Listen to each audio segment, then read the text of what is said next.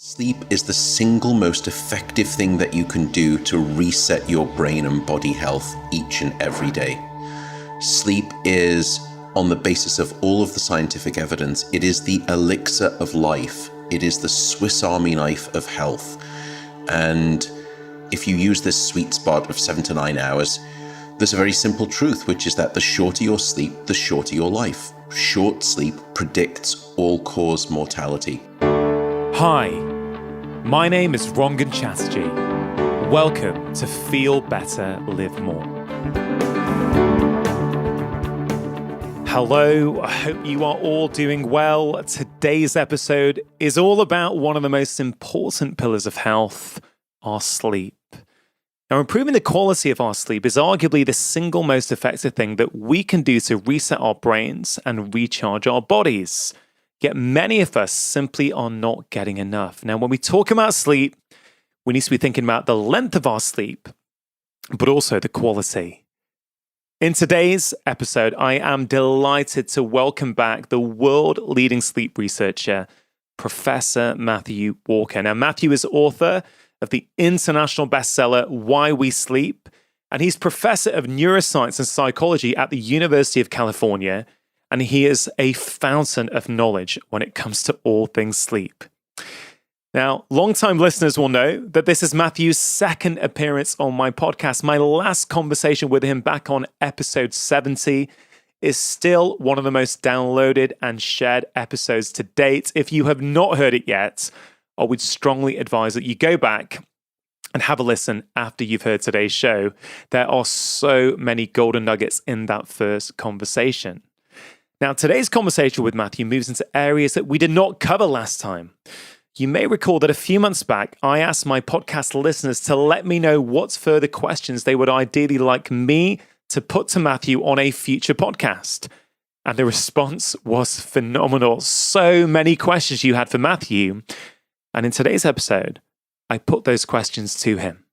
Unfortunately, it was impossible to get through every question, but I have tried my best to cover as many as possible. We cover how grabbing an extra 15 minutes of sleep a day will have benefits for our overall health span.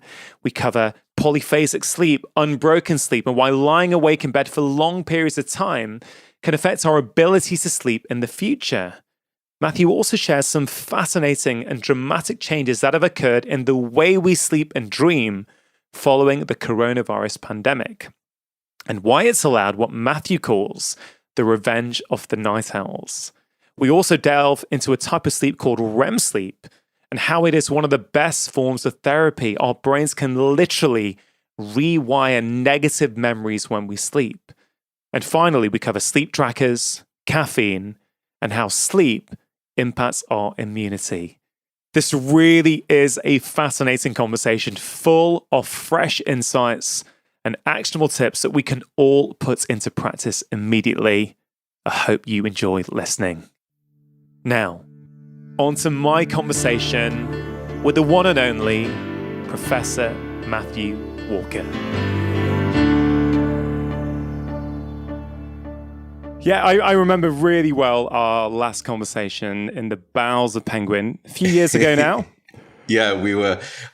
It was in the sort of the sub-basement walk down. I think it's at the level where usually sort of nuclear bunker operations happen. But we were deep in the bowels of Penguin Random House.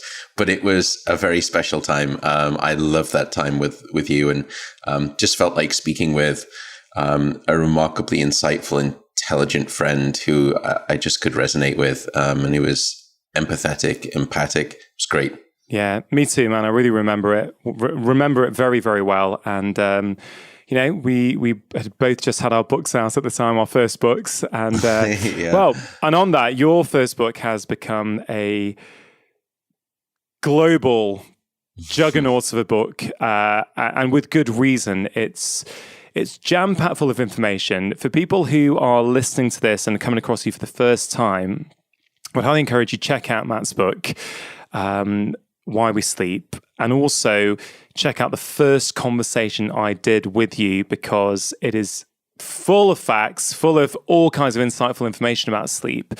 But I thought where we might start, for people who've not heard that conversation, you said in that conversation that sleep needs a better PR job on it, right? We need better PR on sleep. And so I thought maybe the place to start would be, why should we care about sleep?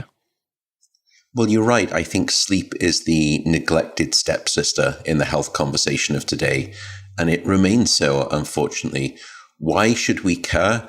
We should care because sleep is the single most effective thing that you can do to reset your brain and body health each and every day. Sleep is, on the basis of all of the scientific evidence, it is the elixir of life. It is the Swiss Army knife of health. And I think the decimation of sleep throughout industrialized nations is having a very clear and significant impact on our health and our wellness.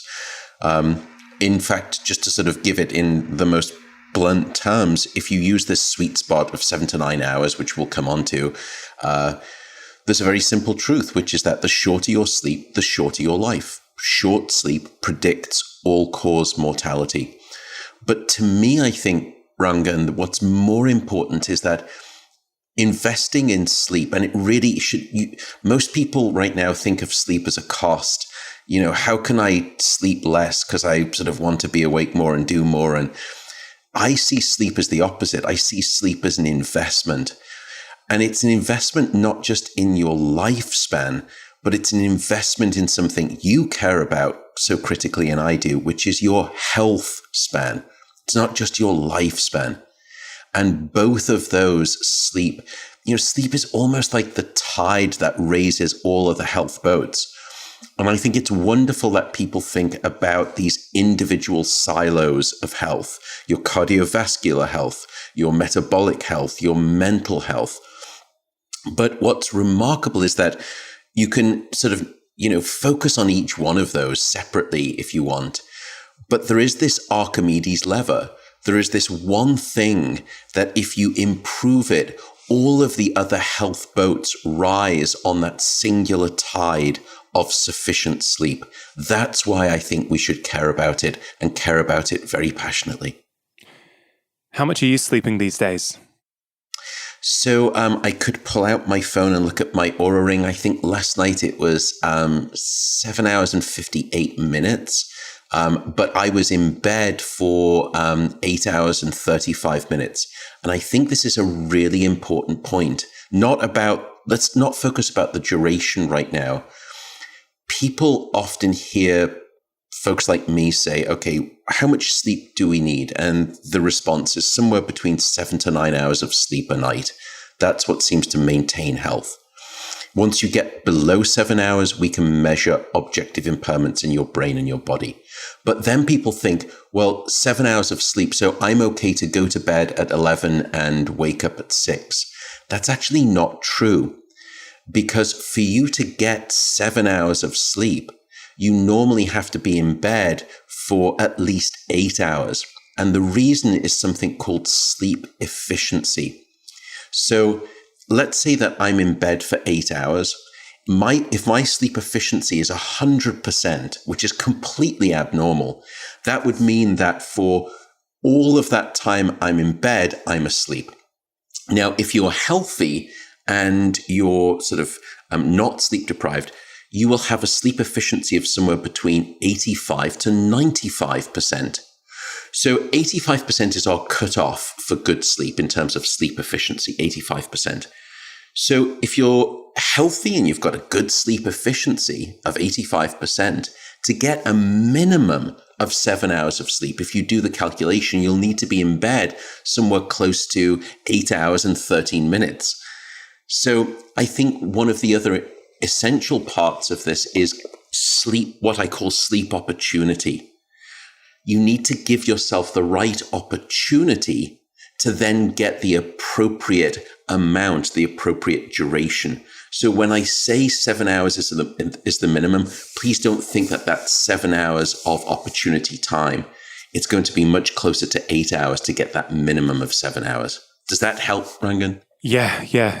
Really, really useful. And I think making that point right at the start of our conversation is It's so useful, Matt, because people want to squeeze it in and go, they might be starting to prioritize it and go, yeah, I need to get 7 hours. But they'll often think about that 7 hours from entering the bedroom and leaving it in the morning. But you beautifully explaining why that's not the case. And Matt, the format for today was going to be a bit different from last time. There was so much interest in our conversation last time. I think it is still the top in the top 2 of all of my episodes ever in terms of how many times they've been listened to. And I think that's because of the content, but also the clear manner in which you deliver it.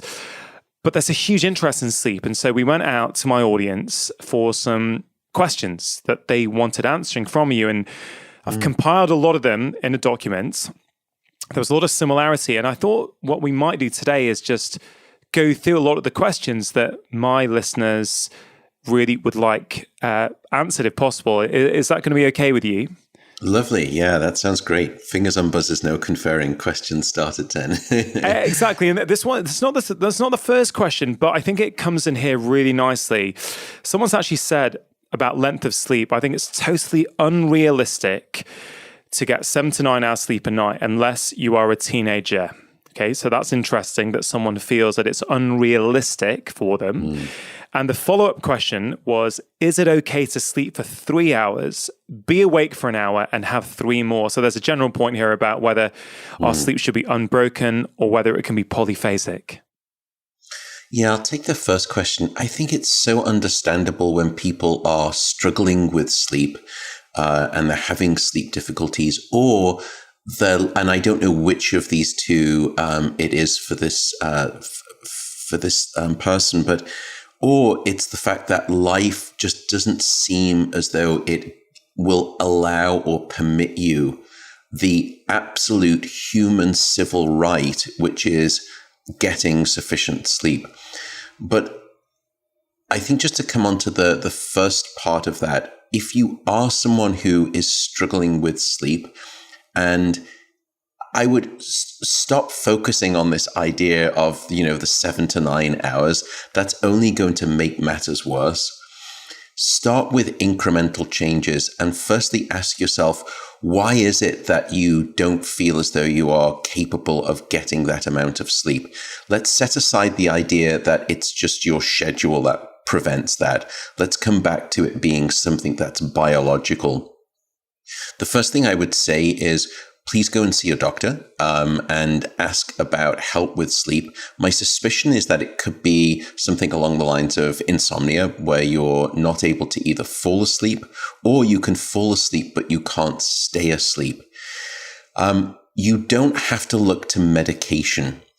I think this is one of the big fallacies that we have in medicine with sleep right now, where we're medicating people with sort of classic sedative sleep medication.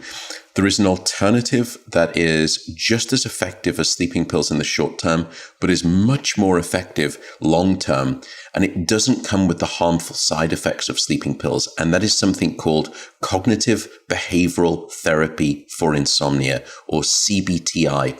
And if you just go onto the NHS website and you search for CBTI or you search for insomnia, you'll get some great information. That type of therapy will start to help you regain your confidence in the statement that 7 to 9 hours actually is possible. Unless you're starting to move into your later life stages where sleep becomes difficult, up to, ages 50 or even 60, getting 7 to 9 hours of sleep a night should not be impossible. It is certainly a possibility. But when you are struggling with insomnia, you lose confidence in your sleep, and then you can come up with statements such as the one that we just read out there. And insomnia is a situation where you worry that your sleep controls you. But when you go through CBTI, gradually you control your sleep. In other words, you regain confidence in your ability that when you walk into your bedroom and you tuck yourself in at night, there is a consistent, solid 7+ hours of sleep awaiting you. And it is there for most people. So I would just sort of put a sticky on that and say, please don't despair. I understand if you're struggling with sleep, why my words of saying 7 to 9 hours of sleep is just fine would feel like an impossibility or even an assault on your belief in your ability to generate sleep. But honestly, for most people, that capability is very much present inside of you. Yeah. I mean, thanks for that. That's very, very helpful. I'm just wondering, one could interpret that question another way, and obviously we don't know how the person meant it, but it could also be that I don't feel I have enough time in my life for 7 to 9 hours sleep. I'm too busy. If that was the way they meant it, how would you frame it for them? I think there's a number of ways that you can do it. The first is practical. The second is contextual and belief mental. Belief mental, contextual, what I mean by this is saying many of us think of sleep like a cost. And so you're working away at night and you think, well, I don't want to waste my time going to bed right now. That's going to come at a cost of me because I could do an extra hour of work. I think of sleep in exactly the opposite based on the weight of the evidence. If I get to bed tonight at the right time, it is an investment in my productivity tomorrow. It's not a cost to my productivity today. Because what we know is that when you are underslept, your efficiency in terms of getting done what you need to get done is utterly miserable. Less sleep does not equal more productivity. That was not true in the rote industrial era, and it's never been more true now in the digital knowledge era. And so that evidence we can dispel in terms of a myth. I think of it a little bit like, boiling water on a stove. Why would you boil that sort of pot of water on medium heat when you could do it in half the time on high? And that's exactly what happens when you are getting sufficient sleep. The next part of that question, though, may not be about your belief system. Maybe you do believe that sleep is an investment and it's great and it helps with productivity, but your day is just such that you can't manage that amount. I would then really start to take a step back and say, but honestly, is that true? And think about what you want in life. What do you really want? And with concrete details, do you want to live a life that is going to be filled with health and is not inviting disease and sickness into your body or your brain? And if those are goals that you have, which I think for most people are, then coming to terms with the reality that we just have to find the right amount of time. I think increasingly people are finding the right amount of time to exercise. And they're also finding the ability to purchase food that is of better quality and make food that is of higher quality. And I think we need to take the same mentality approach to sleep. The final thing I would say is practically, okay, how can you help me even just get a little bit more sleep in terms of opportunity time? I think there are several tricks, and I'll just give you 2 of them. Often we have a wake-up alarm. We set an alarm to wake up in the morning. Very few of us have a to-bed alarm. Why not?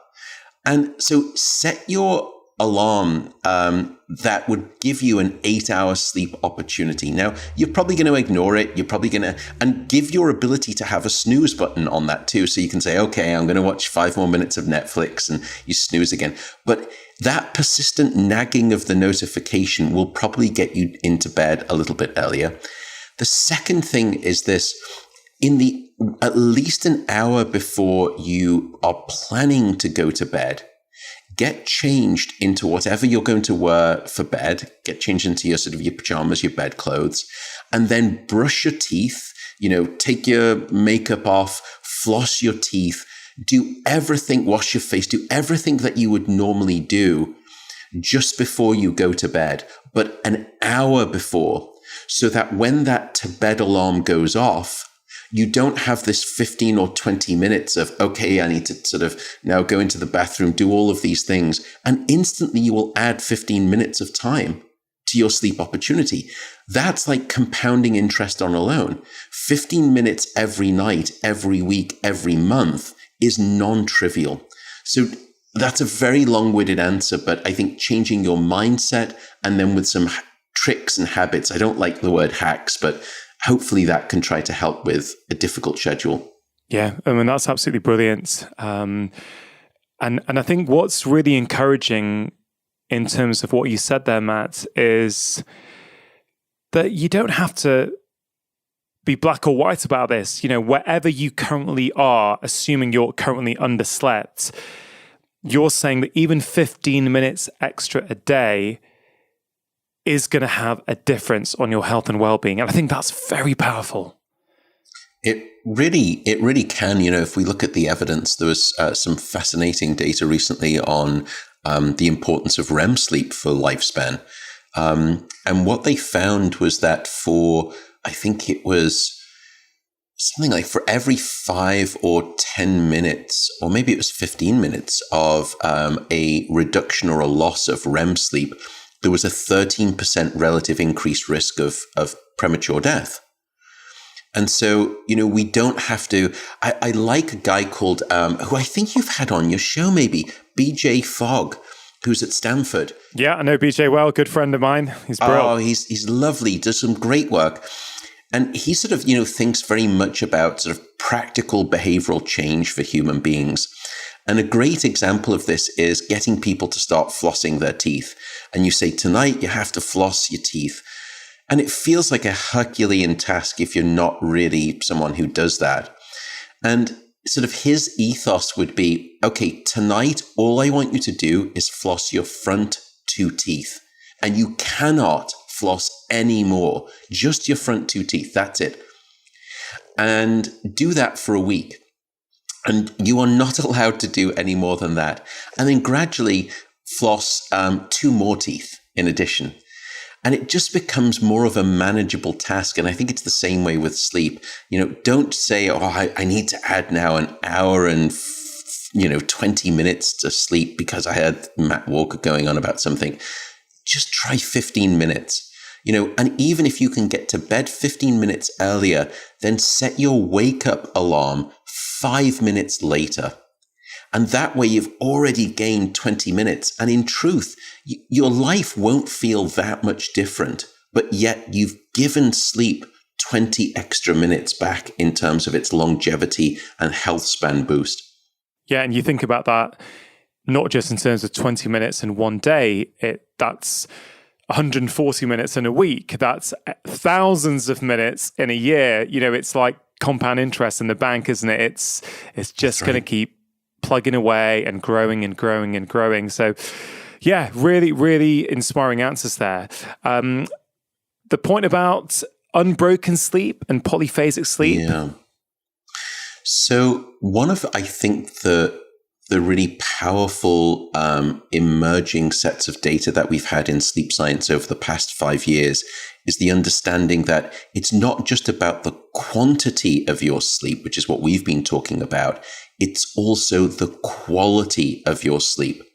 And when I say quality, I mean both at a macro level in terms of how consolidated or consistent your sleep is versus how fragmented or broken your sleep is. That's one way that we describe sleep quality. Another way that we describe sleep quality is the electrical quality of your sleep, meaning the depth of the electrical brainwaves that you're having. The deeper that electrical brainwave activity, the better the quality of that deep sleep. And what we've discovered is that a reduction in the quality of your sleep on both of those counts can be as, if not more detrimental than a reduction in the quantity of your sleep. Now, to be clear, both of them are necessary. You can't just sleep for 5 hours and have great quality sleep and expect that to be okay. But nor can you have 8 hours of sleep that is very poor quality and expect to be okay. And what we're describing here is if you are let's say if you're someone who, wakes up for 15 minutes and then you fall back asleep, and then, another moment it's 10 minutes and you fall back asleep, and maybe you have, 2 or 3 of those types of awakenings during the night. Don't worry. That's normal. That's perfectly okay. Some people won't have that, but some people will. And that's okay. That builds into what we spoke about at the top of the conversation, which is sleep efficiency. That, we'll spend a fair amount of the night, about, 10, 5, 15% awake. And that's part of it. But having a long stretch of time awake, such as an hour, is not really healthy. It's not really beneficial. And it's also not really natural. Part of the reason people think it is natural is because of a practice that emerged. It seemed to emerge during the sort of Dickensian era, which was something called first sleep and second sleep. And if you look at this historical writing, it's very clear that this was happening. People would sleep for 3 or 4 hours, then they would wake up, and then they would make food, they would play music, they would write, they would make love, they would socialize, and then they would go back and have another 3 or 4 hours. So it was 2 sleeps. But there's nothing really, with the exception of one study that people typically cite, there is nothing in our biology, our biological rhythms, that suggests that that's how we should be sleeping at night. But I'll come back to two phases of sleep in just a second. So staying awake for an hour or so at night, and certainly lying in bed for longer than 25 minutes, is a bad idea. And here's why.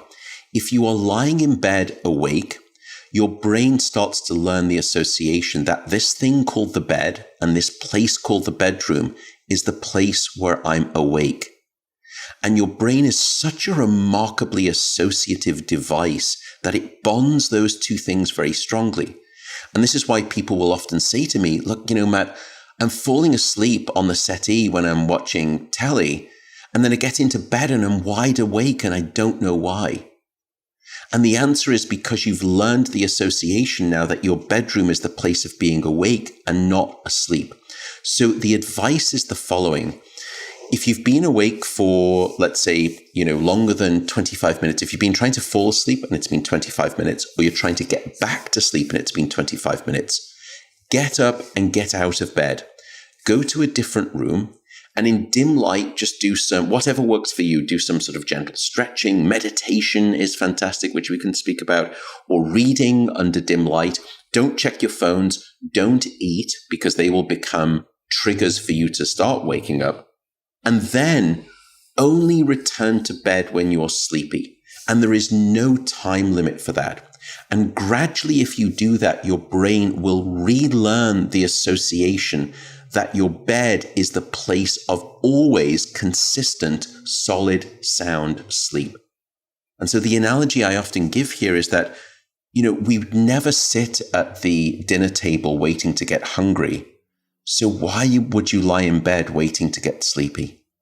And the answer is you shouldn't. You should get out of bed. And so that's the best advice for prolonged time awake, and hopefully gives you some back context as to sleep quality versus sleep quantity. Yeah, thanks, Matt. Really, really helpful. Okay, so I'm going to go back to my sheet of questions. Obviously, the world has changed in 2020 because of the COVID-19 pandemic. The way many of us live and interact and work has dramatically changed. So have you seen a difference in sleep quality, sleep duration? Basically, have you seen changes in the way people are sleeping? And then the follow-up to that is, what have we learned this year, if anything new, about sleep and its effects on the immune system? Yeah, 2 great questions. So regarding sleep and COVID, we have certainly seen quite dramatic changes in sleep. And there's now several scientific papers that have already been published on this.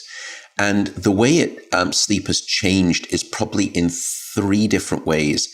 The amount of sleep that we're getting, the timing of our sleep, and then finally, how we're dreaming, which is a fascinating component. Let me start with amount. There was an early report from a sleep tracking company. I think it was almost over 60,000 Americans. And what they found was that nationwide, there was about a 20% increase in the total amount of sleep. Two more recent papers, peer-reviewed papers, one from a European group, one from a US group. Both of them suggested that overall total amount of sleep had increased. In one of them, it increased by 15 minutes, the other by 30 minutes during the weekday. And then it had increased by 24 minutes during the weekends. In other words, relative to what most people were sleeping at the weekends, there was less of an increase, but it was during the weekdays when people got the greater bang for the buck. Also, what we found that was interesting, though, is that there was a considerable portion of people for whom their sleep quality had become much worse. And in fact, there's now emerging this sort of COVID-somnia, as it's being called, which is a form of insomnia that we see now because of the COVID pandemic. Also, a recent report demonstrated that the search term for insomnia on Google Trends has escalated many-fold since COVID hit. So we know that this is not quite as it's not as clean cut as I'm making it sound. It's not just that overall people are sleeping more and people sort of having longer durations of sleep. I think what we're going to find is a much more nuanced story. There will be at least two clouds of data. One of them will be a group that is indeed sleeping more, and we'll come on to the reasons as to why. But I think there will also be a cloud for whom sleep has become demonstrably worse, both in duration and in quality. Why? Well, some people have lost their jobs. Other people don't know if they will keep their job. Other people just have high anxiety overall because of the state of the world, understandably so. So I don't think it's as clear-cut as those data would suggest. The second interesting part, though, which I think is if there is a sleep upside of COVID, it's the following. It's not just the amount that we're sleeping, it's the timing of our sleep. And what we've discovered is that most people are now going to bed on average about 30 minutes later than they would otherwise, and they're waking up a little bit later. In fact, they're waking up considerably later, and that's how they're getting, on average, that increase in sleep duration. What this means to me is that finally, because people don't have to get up in the morning as early, they don't have to build in that commute time, they don't have to wake up even earlier to get the kids to school in the morning, you are able to sleep in closer harmony with what we call your chronotype. Are you a morning type or are you an evening type? Now, for the morning, society is designed for and desperately biased towards morning types. And if anything, we chastise the evening types as being these kind of people who are a bit lazy, they can't get it together, they can't be in work at the office at 8 o'clock in the morning. And plus, I didn't see them at the gym at 6 o'clock in the morning. So what's wrong with them? And it's not their fault, and we can come on to chronotype because it's largely genetically determined. It's not your fault if you're an evening type. And so I think what's happened with COVID, remarkably, is that it's revenge of the night owls. That finally we're getting the chance to sleep in a way that's closer to the natural rhythms of our biological 24-hour clocks and less so driven by the dictate and the mandate of society. So I think that's another way the timing of our sleep has changed. The last part of this is dreaming. We've been hearing, or we started to hear very early on, that people was reporting dreaming more and also having COVID dreams. Why is this? Why would that be? I think it's for two reasons. The first is just what we described.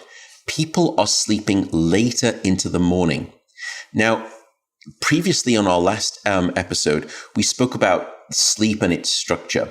that we have these two types of sleep, non-rapid eye movement sleep or non-REM sleep, and rapid eye movement sleep or REM sleep. And REM sleep is the principal stage within which we dream. But you don't get equal proportions of those two types of sleep with each 90-minute sleep cycle across the night. What happens is that in the first half of the night, that's when you get most of your deep non-REM sleep. But in the second half of the night, and particularly in the last couple of hours of the morning, that's when you get most of your REM sleep. So if REM sleep is the state during which we dream, and now as a society we are sleeping later into the morning, then probabilistically we are giving our brain the chance just to simply have more of this thing called dream sleep. So no wonder people are reporting dreaming more. That's the first issue. The second issue comes on to the specificity, which is, yes, people are dreaming, but why are they dreaming about COVID? What we've learned about REM sleep dreaming, among many of its other benefits, not just in terms of increasing your lifespan and also promoting creativity, REM sleep is a form of emotional first aid. REM sleep provides this type of mental health therapy. It's overnight therapy. And what we've discovered is that it's during REM sleep and dreaming that we take these difficult, sometimes traumatic experiences from the day.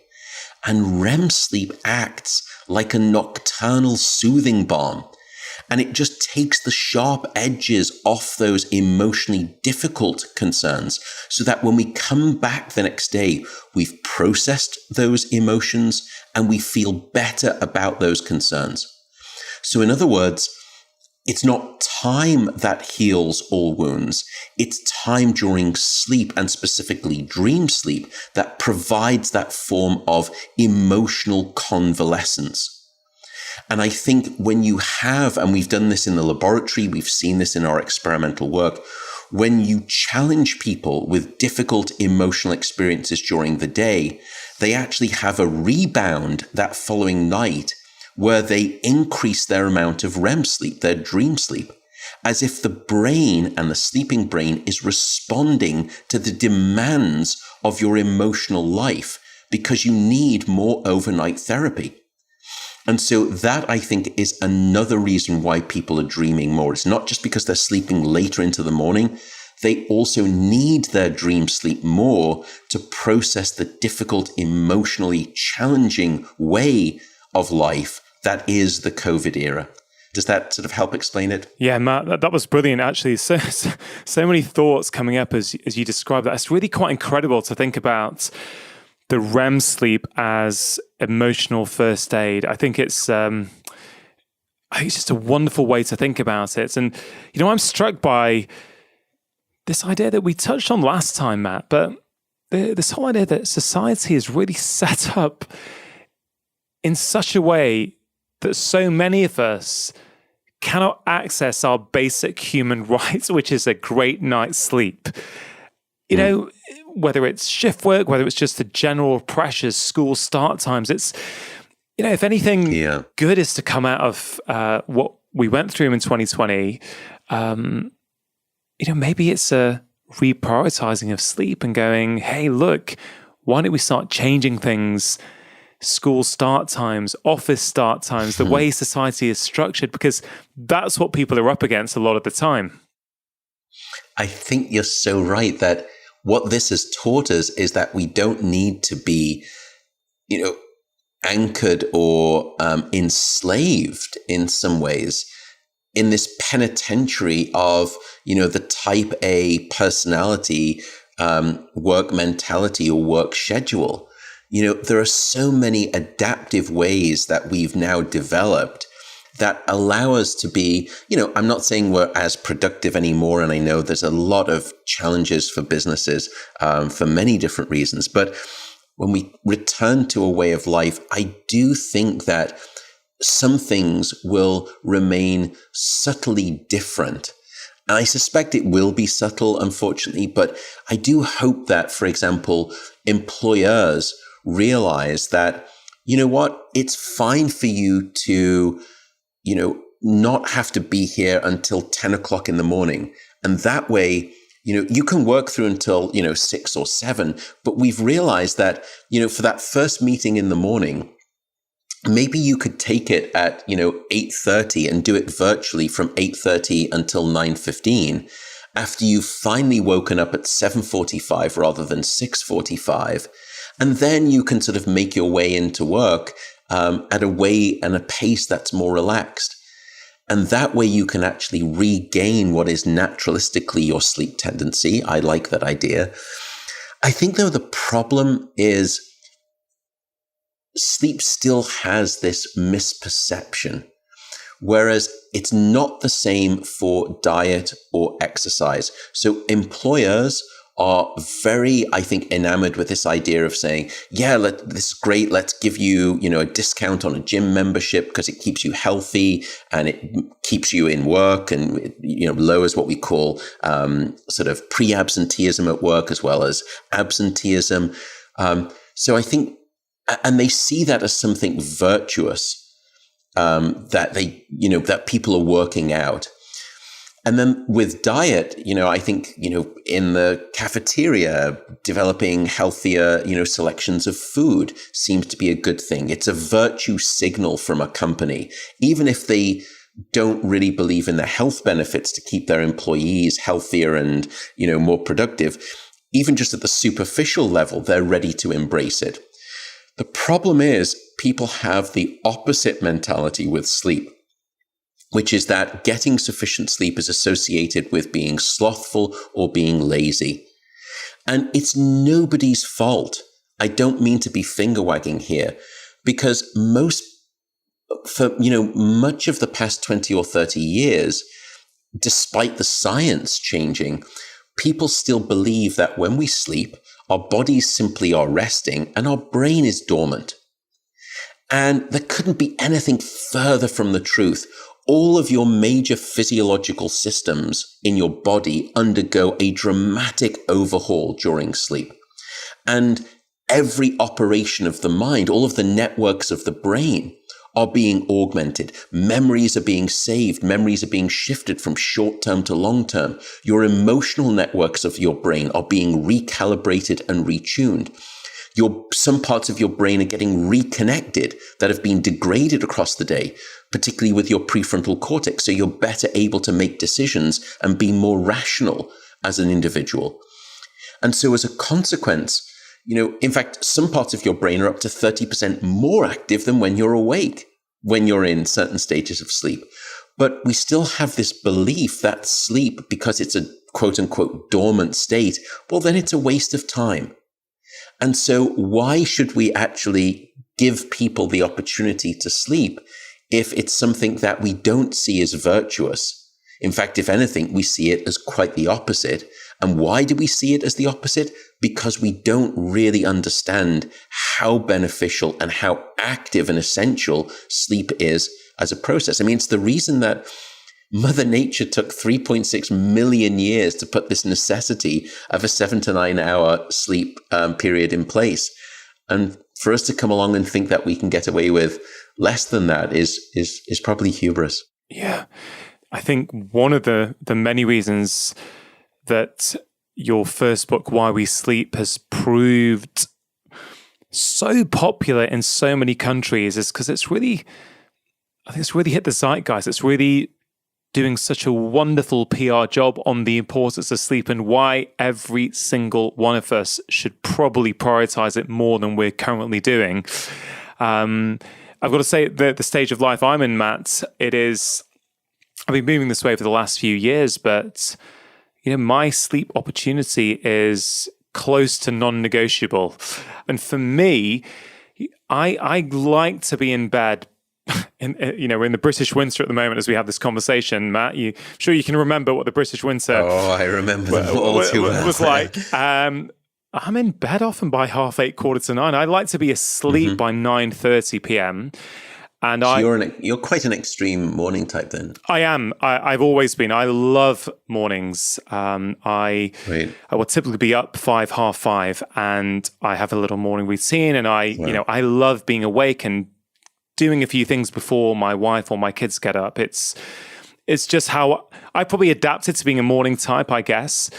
But what's really interesting is that I've been thinking about emotions a lot recently, and really, and you touched a bit on this when you mentioned that as we're sleeping longer in the mornings, we're getting more REM sleep, which is when we, I think, process a lot of our emotions. And there's a form of therapy I've done on myself over the past few years called IFS, Internal Family Systems. And it's really helped me. I feel a lot lighter in my life in general, having gone through this over a number of years. And what's interesting is you go into experiences that you may have had in your life, and there's a system of doing it, but you reframe them.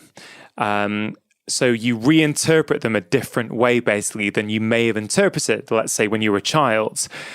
And I think that, from what I understand, is that you reinterpret it, and then when you're sleeping, things get laid down differently. So I guess my broader question is, how much do we know about our emotions and our memories and how they all get rewired and processed when we sleep? We know a lot now, or at least, well, I shouldn't say that. We never know enough as a scientist, and I'm always ignorant, and I remain ignorant, and that's, I think, the best way to be as a scientist. But we do have some more information. But let me just come back very quickly to what you said. What you're describing is something in the memory science literature that's called consolidation and reconsolidation. So we used to think that the way the memory worked is a little bit like a Word document. So you open it up and you type in all of that information, which is you having the experience and acquiring that. Let's say you're in a lecture and you're listening to a lecture. And then you hit the save button on that Word document, which is what we call the consolidation process. And then at some point, you can come back and you can double click that file and you can bring that memory back to mind. You access that memory, you recall the memory. But we used to think that that memory at that point was then fixed, that there was nothing that you could do about it. It would be as though you double click that Word file and now it just is kind of grayed out. And if you try to type in anything, you can't change it. It's just fixed. That's the memory for life. It's not true now. What we've learned is that every time you recall a memory, just like a Word document, you open it back up to the possibility of change. Both you can change its content, you can update it, you can modify it, maybe you can even remove some parts of it. But also you can update the context and specifically the emotional tenor of that memory. And that's exactly what you're describing. And then you hit the save button. So the memory originally, you created it and you saved it, which is called consolidation. But then you double clicked it, you recalled it, you modified it, and then you reconsolidated it. And so why this is important is for the reason that you described, that if you have a memory that is, difficult or painful or challenging from your prior past, it doesn't need to remain that way. And this is what sort of reconsolidation therapy often focuses on. Let's bring that difficult experience back to mind and let's see if we can restructure it. Can we recontextualize it? Can we frame it in a different way that's neutral? It doesn't have to be positive, but can we reframe it in a way that's neutral? Or can we reassociate it with something that isn't traumatic? And therefore, can we dissipate that? So I just want to sort of give you sort of cognitive neuroscience brain, and you will know this, of course, already, but brain science affirmation of that therapeutic technique.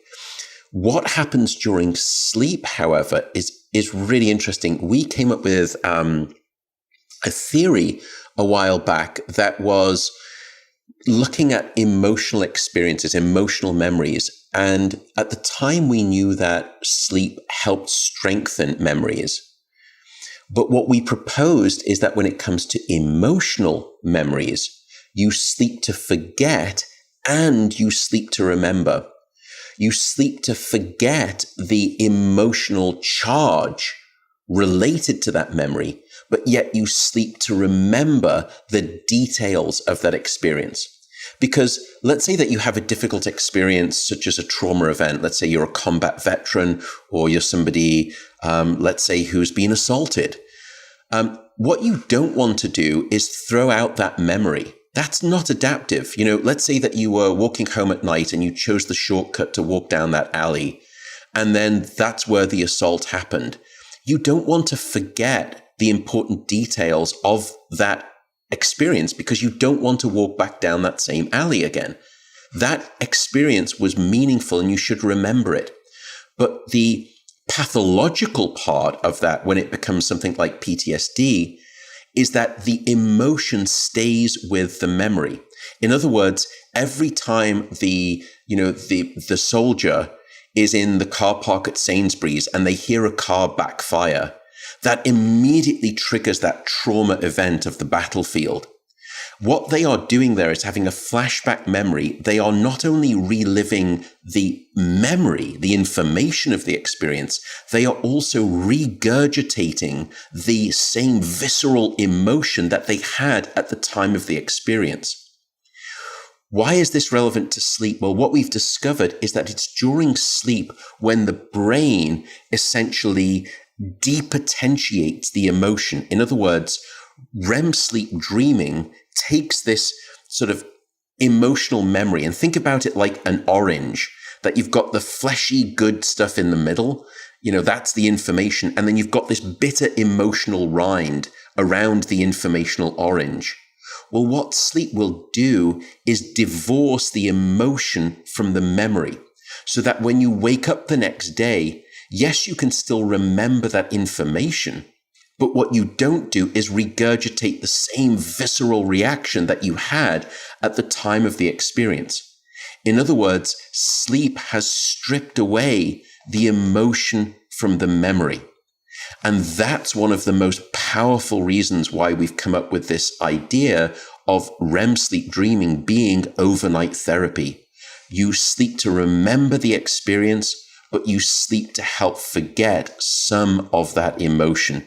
That's why, to me, sleep is one of the best forms of therapy. And it's the reason I think there's a wonderful quote by an entrepreneur called E. Joseph Kosman.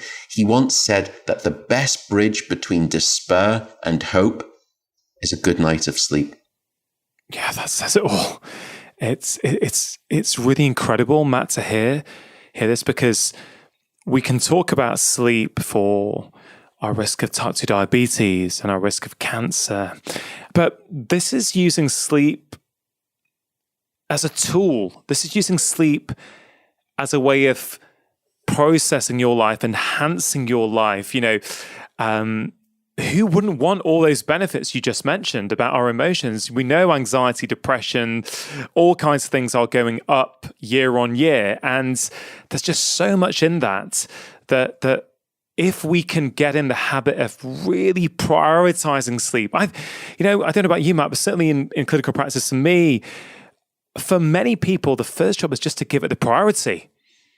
Yeah. Like it's just something that gets squeezed in and fit in around everything else. And once you understand it and you can give it a priority, for many people, that's all they need to do. Of course, some people need a bit more help than that. But when it comes to REM sleep, and you mentioned your own tracker that you use, and I want to come on to trackers because a lot of people have questions about that.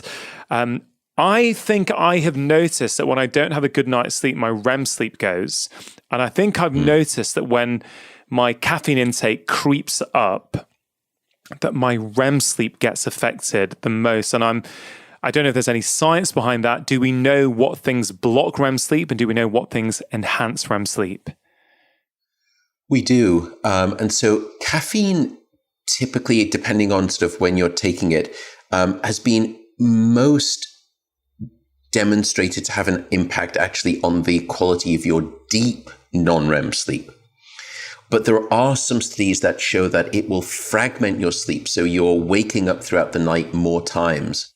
And therefore, when it comes to sort of that consolidated sleep cycle, you may not be getting enough REM sleep. So both can take a hit.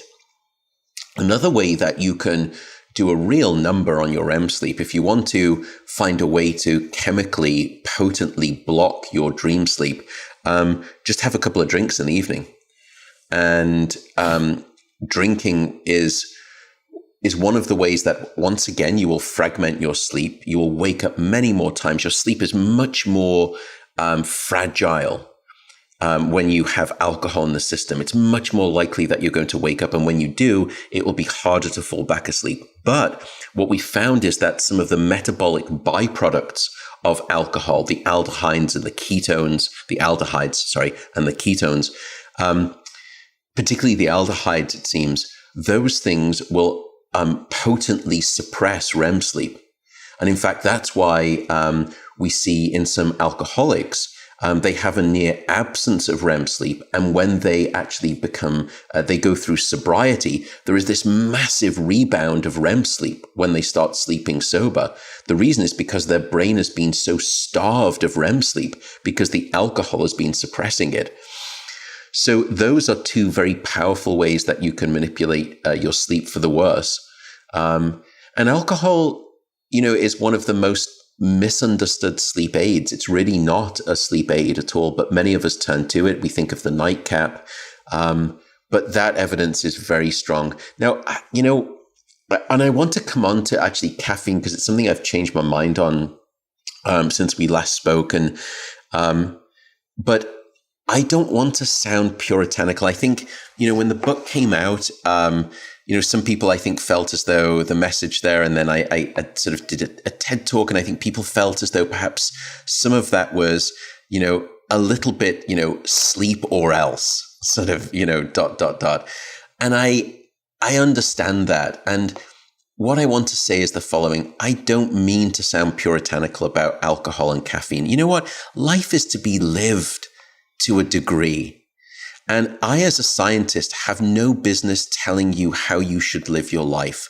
All I want to do is share with you the science and the knowledge of sleep so that then you are empowered with the ability to make whatever choices that you want in life for yourself. Having, a glass of wine, a night a week or 2 nights a week. Sure, I can't tell you as a scientist that won't have an impact on your sleep. It will. And I can't lie to you about that. But, there is also something to be said for, having something that you like as well. Of course, the politically incorrect advice that I would never share with you is that you should go to the pub in the morning, and that way the alcohol is out your system by the evening, and there's no problem at all. But I would never say that on a public podcast. But hopefully that sort of gives you a sense of the impact of caffeine and alcohol. But you're right. I think the shift of us understanding sleep is not just about physical health. It's also about mental health. And you spoke, by the way, you mentioned it, anxiety. And I know it's something that, in your books, you've really drawn a sharp focus on mental health, which we don't hear a lot about from doctors. We hear a lot about physical health, but I think it's less so common that doctors help us understand our mental health. And anxiety is a big problem. It is at astronomical rates in first world nations right now. And sleep is a key part of this ingredient too. And we published a study just a year or so ago, which in some ways frightened me. What we found is that when you causally deprive someone of sleep, you instantly trigger a dramatic escalation of anxiety. And it is dramatic. In fact, all of the participants in our study began healthy. They had no signs of an anxiety disorder.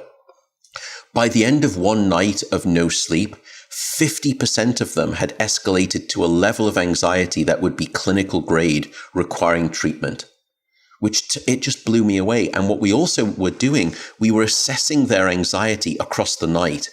And what we found is that there was a dose-dependent relationship. The longer you go without sleep, the more anxious you become. And we discovered what the brain mechanism was regarding that, which I won't go into here for time's sake. But what we also then discovered was that even subtle changes, we did a much bigger study where we tracked people in real world conditions, free living conditions, and we tracked their sleep and we tracked their anxiety. And what we found was that even modest night-to-night reductions in your sleep quality were associated with consequential day-to-day increases in your anxiety. So your sleep from one night to the next was dictating your anxiety from one day to the next. And finally, what we found is that sleep and the electrical quality of that sleep, when you get it, actually provides essentially an anxiolytic. It de-escalates anxiety, just as you would imagine. So I just wanted to come back around to that mention of anxiety there too, because we've really recently discovered how causally, not associational wise, causally related sleep is to anxiety. Yeah, thanks, Matt. And I really appreciate what you said before about sharing information so people can make up their own minds. And that's, you say as a scientist, it's not your job to tell someone what to do. I also feel that as a doctor, if I'm honest, that as a human being, I don't have a right to tell somebody else what to do. But if they ask for my opinion, I want to share information with them on what I think might be helpful. And it's like, alcohol affects your sleep, right? If people are empowered to know that, then they can make a choice. But a lot of people are under the impression that alcohol is a sleep aid, and you cover this beautifully on our first conversation together, that it's a sedative, it's not a sleep aid, and it's... That's right. And then sedation is not sleep, but we mistake that. Yeah, and so with that information, that individual now can make their decisions. If they decide to have a few glasses of wine before beds and their sleep is impacted, but they get more enjoyment out of that wine than they do out of a good night's sleep, well, that's kind of up to the individual really to make that decision. So I want to thank you for making that point. You also mentioned you changed your mind on caffeine. What did you mean when you said that? So I think in our last conversation, it's very clear that caffeine is no friend of sleep. And it impacts your sleep in three different ways. The first is that it can make it harder for you to fall asleep. And we all know that caffeine is a stimulant. It's one of the few psychoactive stimulants that, some people will allow children to have, which is an interesting conversation. The second issue is that caffeine will also make your sleep more fragile, so you're more susceptible to waking up throughout the night. And then the third component of caffeine, as we spoke about before, is that even if you can have an espresso with dinner and you tell me, look, I can fall asleep and I stay asleep, so I have no problem. The issue there comes back to electrical quality that we spoke about. When we measure the electrical brainwave quality of your deep sleep with and without caffeine, it's not the same. And so you may not wake up, but you're actually going to be experiencing more shallow sleep rather than deep quality of sleep. And then the next morning you wake up and you don't feel as refreshed, you don't feel as restored by your sleep the next morning, but you don't remember waking up and you don't remember having a hard time falling asleep. So you discount the idea that it could be the caffeine. But now, because you're unrefreshed, you're reaching for 3 or 4 cups of coffee in the morning rather than 1. And so goes this dependency cycle. How I've changed my mind on caffeine, though, is to become much more relaxed, because as with so many things, as you know, as a doctor with pharmacology, it's not just the dose, but the timing that makes the poison. And if you look at the evidence, there are remarkable health benefits of caffeine. And this evidence is so powerful. In fact, there was a recent meta-analysis, and meta-analysis is just simply a fancy scientific term, meaning you gather together all of the single studies and you kind of collate them all to get one big picture average. And it's a very powerful method in science. And there was overwhelming evidence that caffeine was very good for de-risking numerous health conditions that none of us wish for. However, if you dig a little deeper, the story is not quite so. So firstly, I'm much more bullish on the idea of people having caffeine, but at the right dose and the right time. So having caffeine before, let's say, 10 o'clock in the morning, and in mild to moderate doses, I think is just fine. If anything, I would tell you, if you like doing that, you should absolutely do that based on the health benefits. But once you get past sort of 3 cups of coffee, then the health benefits start to take a turn back on themselves. They start to go in the opposite direction. So again, that's the dose. But when it comes to sleep, it's also about the timing. because we know that caffeine has a half-life of about 5 to 6 hours. It has a quarter life of 10 to 12 hours. In other words, if you have a cup of coffee at noon, a quarter of that caffeine is still in your brain at midnight, and you're not going to be able to sleep as well as you could do otherwise. So trying to cut yourself off from caffeine at the right time, but still enjoying it and thrilling in it is just fine. Some people are much more sensitive to caffeine than others, though. There's a good variability, and we know the genetics and the enzyme behind that. So you may not benefit from caffeine, even if you stop at, even one cup of coffee in the morning. Some people tell me they notice it in their sleep in the evening. What I would note is a subtlety, however. If you look at the data now, it's actually not the caffeine. Because when they did the same types of analyses for decaffeinated coffee, they got very similar health benefits. Different types of conditions were benefiting, but for the most part, you got some wonderful benefits from decaffeinated coffee. So what on earth is going on here?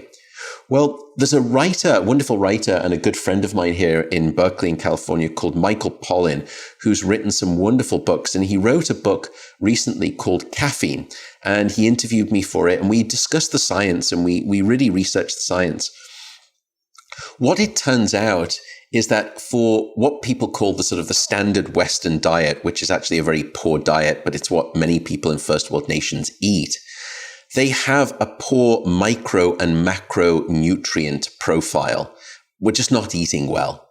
But it turns out that the coffee bean is very rich in antioxidants. And most people, because their diet is so poor, the only thing that gives them an antioxidant dose is their cups of coffee in the morning. So the health benefits that you get from a cup of coffee are not really due to the caffeine. It's due to the antioxidants that take a joyride on this vehicle called a cup of coffee in the morning. And that's why you see the health benefits. And that's why you also see the health benefits from decaffeinated coffee. But I've changed my mind. I was probably just too rigid and puritanical. I was just so passionate about sleep. And before the book came out, there really wasn't a health conversation that had been going on at the level that I wanted it to be, at least not that I'd been helping it to happen. And I think, it's like a Richter shot. You firstly you go to extremes, and then you find your sweet spot. And I think I'm coming to a better sweet spot right now. I'm still not perfect, but one of those places I've come to a sweeter spot on, I think, is caffeine. That's fascinating. I guess what you're saying about Michael's work and the work you sort of discussed is potentially, if we've already got a nutrient-rich diet, right, which of course many of us don't, I wonder if we already have a nutrient-rich diet, do we get the additional health benefits then from coffee and caffeine? Or right. Do you know what I mean? It's like it begs that question for me. I love what you're saying. This is a beautiful science mind that's on display here. You're absolutely right. Let's now start to, if that's the associational evidence, that's what we think is happening. Now let's do some more controlled prospective studies.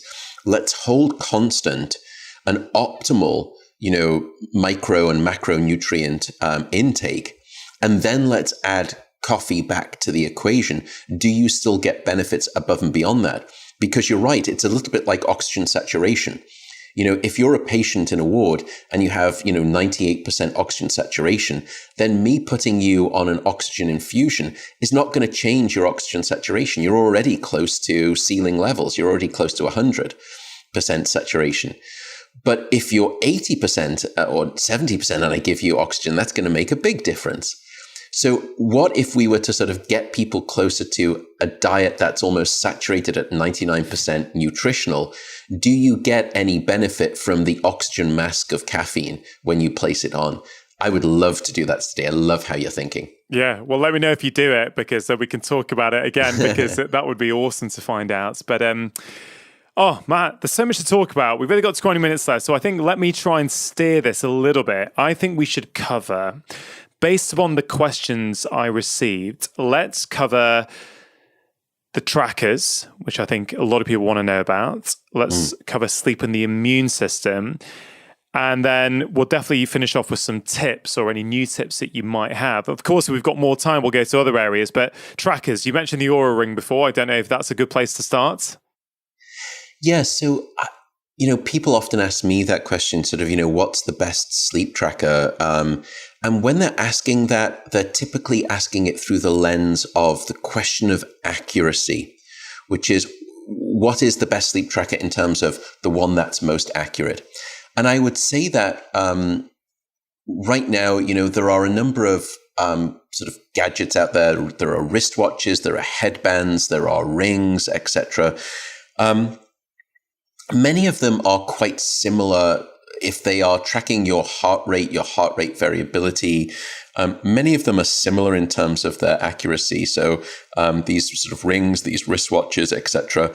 I should note, by the way, that I wear an Aura ring. That's my preferred sort of flavor of sleep tracker. And full disclosure, recently I decided to join their scientific advisory board. So take everything I say regarding the Aura ring with a pinch of salt as a consequence. But I have worn and bought just about every sleep tracker out there. And I'd been wearing the Aura ring for about 2 years before I even considered sort of trying to advise the company. And the reason I joined the company and I favor Aura is for the following two reasons. The first is that I think it's just as competitive right now as any other tracker out there in terms of staging your sleep. Most of them right now, if they're tracking your heart rate and heart rate variability, not the things that you put under your bed or your phone, those aren't particularly good, but things that you place on yourself, they're about 70% accurate, probably about 80% accurate in determining how much total sleep, and then about 40 to 70% accurate in determining light sleep from deep sleep from REM sleep. And I think looking at the data that I'd seen in independent studies, I felt that Aura was as good, if not probably edging into market leader relative to other things, such as Fitbit or the Whoop strap, etc. But the thing that really makes me more excited about that is a different way of answering that question through a different lens. It's not just about the accuracy, it's about the adherence and the compliance. And you know this better than anyone as a doctor. You can come up with the most accurate, wonderful intervention to help someone with diabetes or help manage their weight or help lower their blood pressure. And it can be exquisite and near perfect, 100% accurate. But if they don't do it, it's useless. So adherence and compliance is just as important as accuracy. So I think about trackers in these two different verticals. So in other words, it's like a 2x2 matrix. What I want is a tracker that is highly accurate and is also highly adoptable by the user. And so what I mean, I've become very enamored with the idea of unwearables. And the reason I don't really like wristwatches or even headband devices is that when we go to sleep, we take things off. We don't put things on. And as a consequence, that's why when you look at these numbers, and probably some of these companies wouldn't show you these numbers, but once they start off with these headbands or these wristwatches, the first week they're tracking their sleep and they're really excited, and then it just drops off. And what you often will say in medicine is what gets measured gets managed. And if you're not wearing it, it doesn't matter how accurate it is, it becomes a useless device.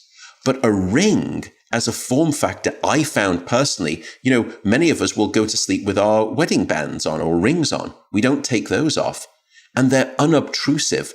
And so your compliance to consistently wearing a ring is considerably higher than your compliance to wearing a headband or a chest strap or something that goes on your wrist.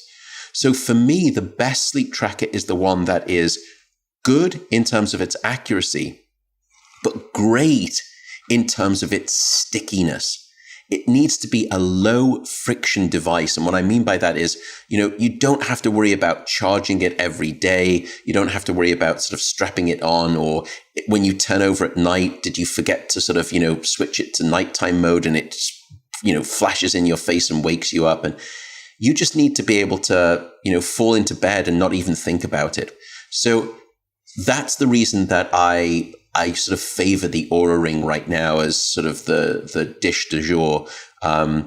But again, take what I'm saying with a grain of salt, considering I'm now, an advisor to the company. But in truth, I'd been wearing the ring for 2 years beforehand, before I even wanted to consider helping them. I guess on one hand, measuring it, being aware of it allows you to change it.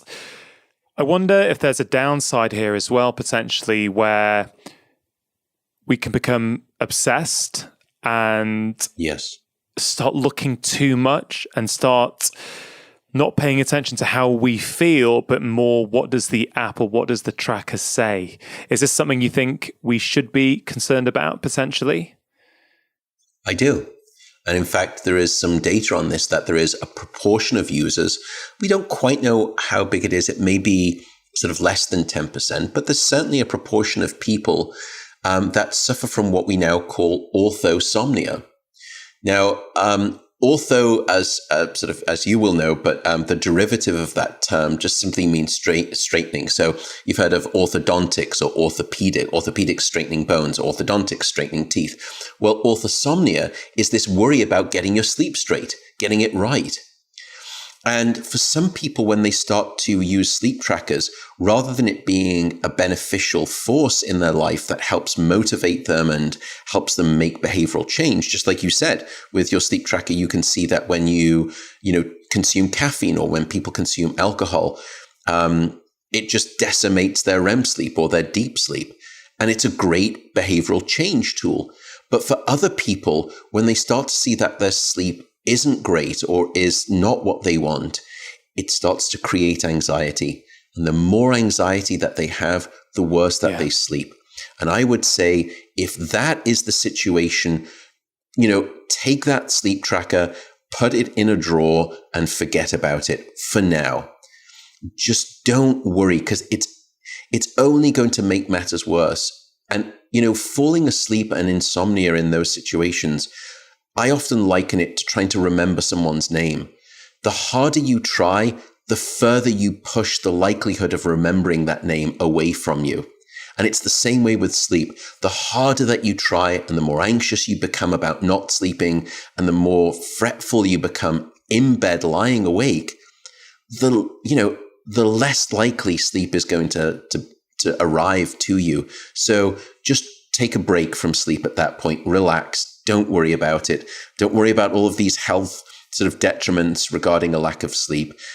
Everyone has a bad night of sleep. But if you're struggling with insomnia, you don't need to struggle. Really go and see your GP. There are good tools out there. You don't deserve bad sleep. You don't deserve insomnia. And there are ways to get around it. But sleep trackers, if you're having that experience, do not wear them. Absolutely let go of them. Yeah. So I bought an Oura Ring myself in maybe June, July of 2020. And it's been great, actually. It's been really fun to see the different stages of sleep. The biggest change I've made, because I was doing a lot of stuff anyway, I think, for years that were, as I started to prioritize sleep more, I was doing a lot of the things that I think were helping me. And I wouldn't have said I had a problem per se, but it's when I eat my evening meal, and I eat earlier now. I stop eating 2 to 3 hours before bed, and that includes snacking, because I saw changes in my heart rate, my readiness score. And for me, because I don't use it all the time, if I'm honest, because I kind of feel I've learned what I needed to learn. Like, I feel I've been on this growth curve with it, and I think, okay, cool. I kind of think I'm good at the moment in terms of what I've learned from it, but that is the number one change for me. By 7 p.m., I'm done. Like, I won't snack after that. I won't do anything, because it impacts the quality and it impacts how much rest I get. And what's striking is that there's actually not a particularly good scientific literature that looks at the timing of food in its distance from your bedtime relative to sleep quality. However, I hear this so much from people when they say that, if they're eating too close to bed, then it will disrupt their sleep quality. And you've had, a wonderful series of podcasts with Sachin Panda here, who, ironically enough, I think when you and I did our first podcast, Sachin is down in San Diego, about a 7-hour drive from me here, up in the northern region of California. He's a circadian sleep researcher, and I'm a sleep researcher. He's a circadian researcher, and we love each other's work, and we were so simpatico, but we never really got the chance to connect. And then, lo and behold, one morning when I was in London, just with Penguin doing publicity for the book, I was out running down by the Thames. And I ran past Sachin. I said, Sachin, what are you doing here? So we had to both fly to London to meet, yet we're in the same state here. But he's spoken a lot about how, the digestive tract needs some distance after food consumption in order not to be active and wake you up, particularly with acid reflux. But the other thing too, I think that we need to do these studies. And as I said, I think you're absolutely right. And the scientific studies will bear this out. From front to back.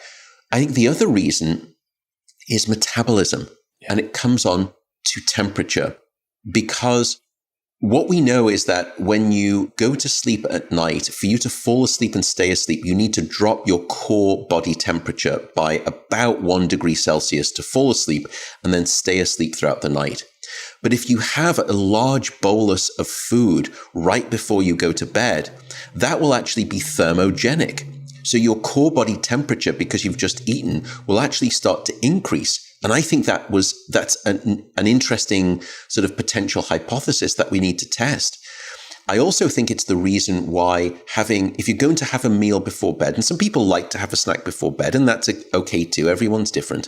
If you're going to do that though, try to make it a high fiber, high protein meal, but not a high sugar meal, because sugar in particular is very thermogenic. It will increase your body temperature. So, having a little bit of Greek yogurt with some, fiber, some kind of fibrous material with it, that's going to be a great little pre-bed snack, but don't load it in there. So you're absolutely right. Yeah, you're tempting me now to try a high fiber, high protein snack now and get the Oura Ring out and actually see if it makes a difference. I'll let you know what happens there. Matt, let's see if we can get through immune system and some sleep tips, if possible, in the time you have left. Yes. So I think many of us, of course, are so immune sensitive right now, both from a physiological perspective, but also from a mental state perspective. There is a very intimate association between your sleep health and your immune health. And I'll just give some examples to impress upon people how strong this is. Firstly, what we know from a study that was published a few years ago is that individuals who are sleeping less than 7 hours a night are almost 3 times more likely to become infected by the rhinovirus, which is the common cold, relative to those who are getting 8 hours or more.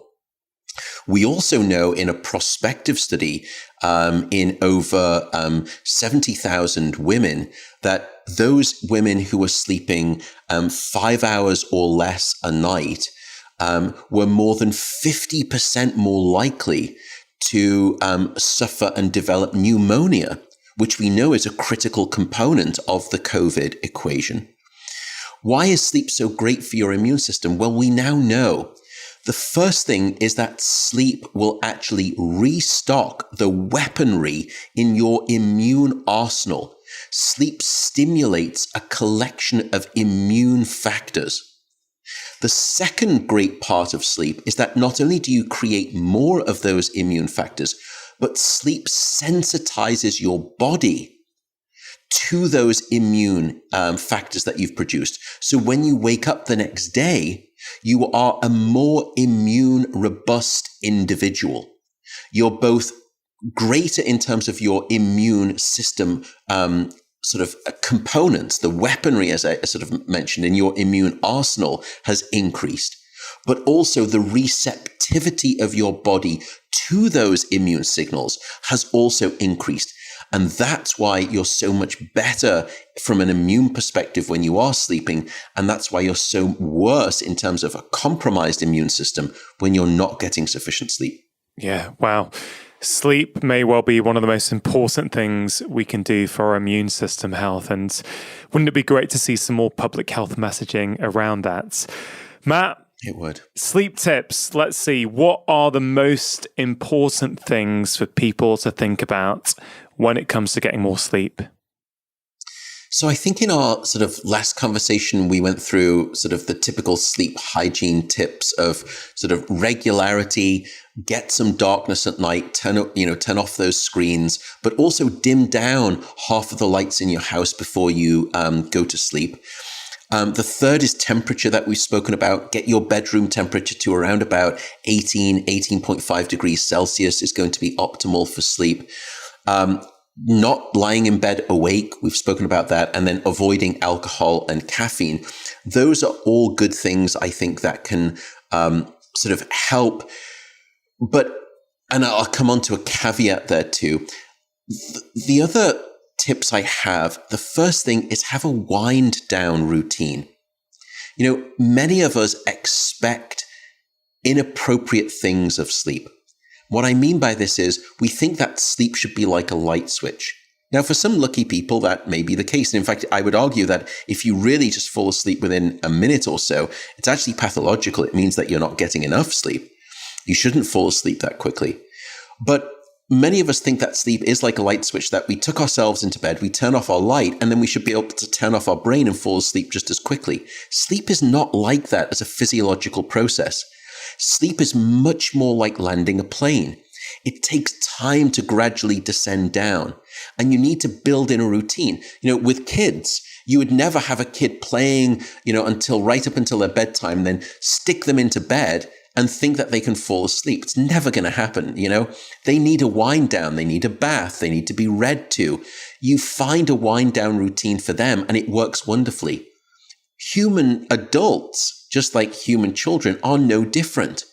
So have a wind down routine, and that could be having a bath, or it could be reading for a little bit. It could be doing light stretching, or it could be a meditation. Whatever it is, find out what works for you and stick to it. That's one of the best pieces of advice I can give you. The next thing is that if you are struggling with sleep, remove all clock faces from your bedroom. Looking at a clock, if you're struggling with sleep, and knowing that it's 4:23 a.m. in the morning is not going to do you any favors whatsoever. So let it go. Remove all clock faces. Another thing is don't lie in bed counting sheep. The study has been done, and it actually makes you have worse sleep. But if you are struggling with sleep and you don't want to get out of bed per my advice, and you don't want to do meditation because that's not your thing, a great tip here is to get your mind off your mind. And because one of the reasons that we can't fall asleep is because we start catastrophizing and ruminating, that Rolodex of anxiety. So one trick that they've found that's useful is take yourself on a walk. Think about a walk that you can visualize. It's a walk in the woods or a walk on the beach. And take yourself off on that walk for 5 or 10 minutes. And then the next thing you realize is that your alarm's going off and you're waking up in the morning. The final thing I would say before the caveat is I would love it if people could keep technology out of their bedroom. I know it's hard. I know it's so hard. The last thing that most people touch at night is their phone. And the first thing that they touch in the morning is their phone. And if you can, try just keeping it outside of your bedroom and see if you can hold off until you've brushed your teeth. Just start there. It's the BJ Fogg kind of approach. And then put it in the kitchen and see if you can not touch your phone until you have your first cup of tea. It's sort of keep pushing the boat out. But if you have to bring your phone into the bedroom at night, here is the following rule so that you don't use it in bed. You can only use your phone in the bedroom if you're standing up. And what will happen is that after about 5 or 10 minutes of using your phone in your bedroom when it's time for bed and you're standing up, you think, God, I just don't want to stand up any longer. If you can't stand up using your phone, you need to sit down. Then at that point, you got to put your phone away. And that's the kind of the hack. The final thing I would say, Rangan, is all of these tips I'm giving sort of, here and that we provided on the last podcast, these are tips for people to improve their sleep if you are not suffering from a sleep disorder. And the analogy would be the following. Let's say I'm your sports coach, and I'm giving you all of these tips to improve your performance, but you've got a broken ankle. No amount of my tips are going to help improve your performance until we get you to a doctor and we get your broken ankle fixed.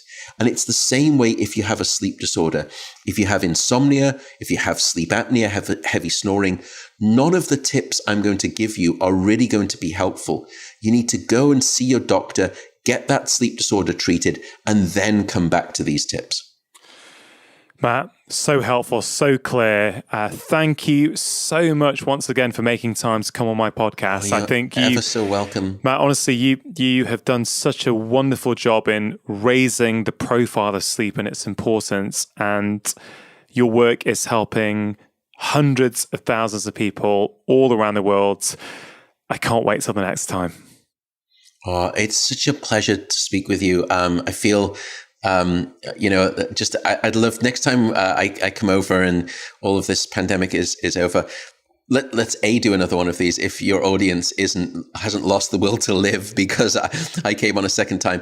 But also just spending time. I think we're so like-minded, and it's just lovely to speak with you, and also to speak with someone who has an appreciation of sleep and who's trying to communicate that. Thank you for having me a second time around. Thank you for helping me try and get this message out. Yeah, my pleasure, Matt. And I can't wait till we get together in person. Hope you enjoyed that conversation. As always, I would recommend that you think about one thing you can take away and apply into your own life immediately. And if you want more tips on sleep, just head over to my website, drchatterjee.com. And you can see a free 5-part video series that I've just created all about sleep. Simply pop in your email and I'll send the videos over to you right away.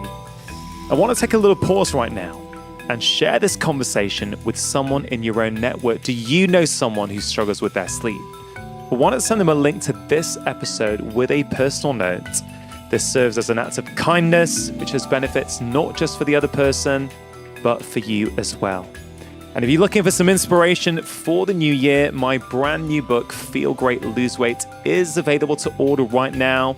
It came out just over a week ago. There's already nearly 150 5-star reviews on Amazon. I'm really, really pleased that so many of you have connected with the content in there. Yes, it's written around the topic of losing excess weight, but the truth is that most of the ideas within the book are universal and will help you form new habits, understand your own behaviors better, and ultimately help you live happier and healthier lives. It's available in paperback, ebook, or as an audiobook, which I am narrating. And here's a short clip to give you a little taste. Many people I know eat when they're lonely. Once upon a time, we always ate together.